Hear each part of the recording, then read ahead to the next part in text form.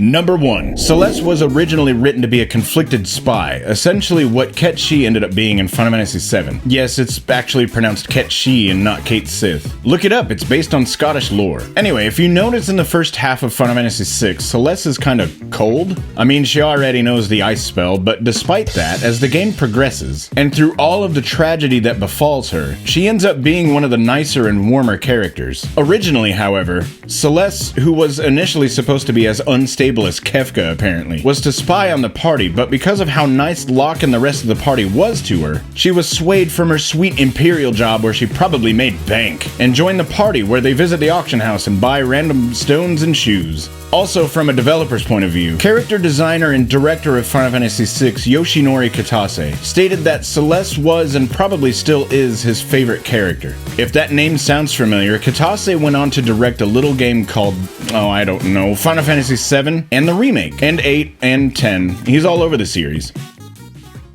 The next one is actually pretty insane, and I stumbled upon it almost by accident. But my favorite crazy fact about Final Fantasy VI is how part of the game was supposed to play like SimCity. More on that later, but first, this.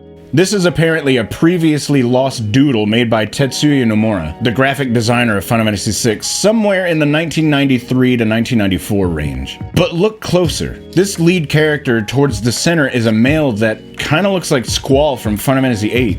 And well, so Terra was supposed to be a mid-20s male who was Locke's sidekick.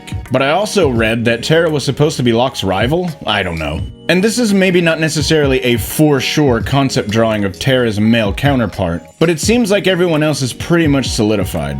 Except, who is this? So here's an extra tidbit. Strago was supposed to originally have an older female counterpart early on in the development of the game. And also connected to Strago was supposedly a SimCity type side quest where the player cultivates a village using Strago. I wonder if this would have been related to the warrior mage story that's presented later on.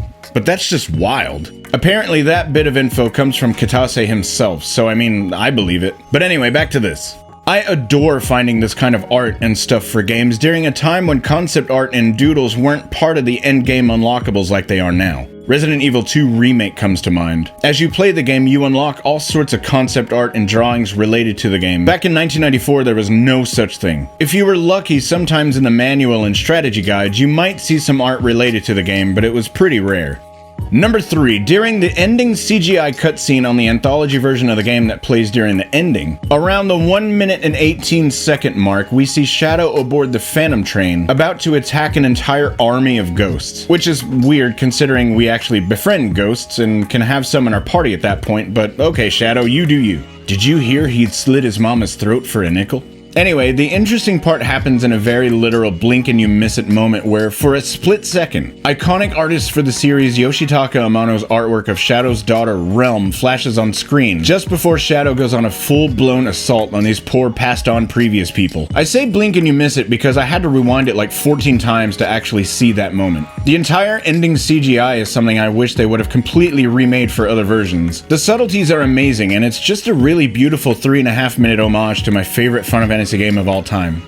Number 4. There's a lot of talk online about Cid from Final Fantasy VI as the only Cid character that doesn't have anything to do with airships, but actually that's not quite true. There's a very well hidden scene in the game when you walk back to the Blackjack after visiting Vector when you try to make peace with the Empire, instead of immediately going to Albrook. Cid has quite the appreciation for airships, and this whole scene, although it is rather quick, still seems like a very stereotypically Cid thing to say. Another scene in the game that is pretty well hidden, although these days it's a little more widely known, is the paper scene in the Returner's hideout. While controlling Terra and while talking to your fellow party members one by one, if you check out the table right here, you'll find a piece of paper, and depending upon what choice you make, Bannon may or may not have a pretty funny meltdown over it. I literally didn't know about this until earlier this year when researching something for this channel.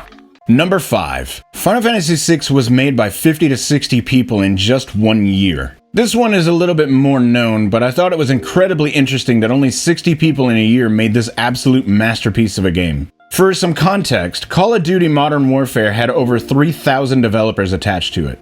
But basically, here's how the development of Final Fantasy VI went down, and I think it's genius. So, in short, the creator of the Final Fantasy series, Hironobu Sakaguchi, couldn't be as involved as he had been up to that point in the series, so ultimately he split the director duties with Yoshinori Kitase and Hiroyuki Ito. Kitase handled the event production, which essentially means the story planning, among other things, and Ito took care of everything related to battling, which, if you look at any manuals from the time, they usually state that Final Fantasy takes place in two different modes, or screens, the field screen and the battle screen, and that's pretty much what Kitase and Ito respectively handled. The main idea behind Final Fantasy VI was that every character could essentially be main characters, and Kitase described the development of the game to be a hybrid process. The characters of the game are handled by various members of the team. Sakaguchi created TERRA and LOCKE, Kitase developed CELES and GAU, SHADOW and SETZER by graphic designer Tetsuya Nomura, and Edgar and Sabin were created by graphic field designer Kaori Tanaka. After all of the characters and their backstories were finished, it was then up to Kitase to take everything and make it work, under the careful eye and story guidance of Sakaguchi, of course. And if you're looking to thank someone for the opera scene and Celeste's suicide attempt, look no further than Kitase himself.